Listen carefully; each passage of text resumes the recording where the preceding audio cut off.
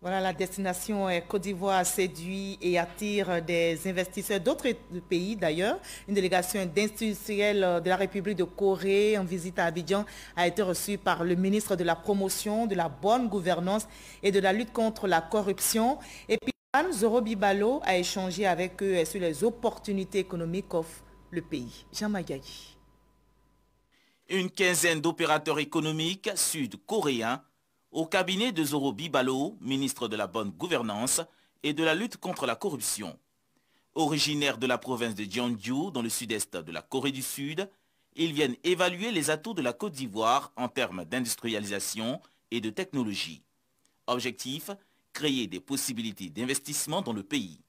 Après un entretien de plus d'une heure de temps avec le ministre, ces hommes d'affaires sortent édifiés. Nous restons convaincus que cette dizaine d'entreprises installera des unités de production en Côte d'Ivoire pour le bien-être des populations. Nul besoin de rentrer dans les grandes théories économiques pour dire que nous avons un problème aujourd'hui au niveau de notre balance commerciale lorsque nous importons énormément de choses, de produits manufacturés. Notre objectif, c'est le développement de Côte d'Ivoire.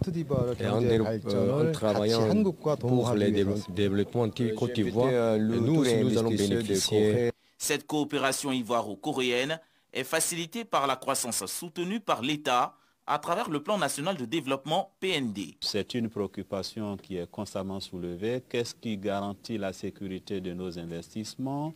Est-ce que l'environnement des affaires est assaini? Est-ce qu'il n'y a pas de corruption? Est-ce qu'il n'y a pas de dysfonctionnement? Et notre mission, notre rôle, c'est de rassurer. Ce séjour des industriels coréens en Côte d'Ivoire, rempli d'échanges institutionnels, s'inscrit dans un concept économique dénommé « La Côte d'Ivoire a un énorme potentiel ».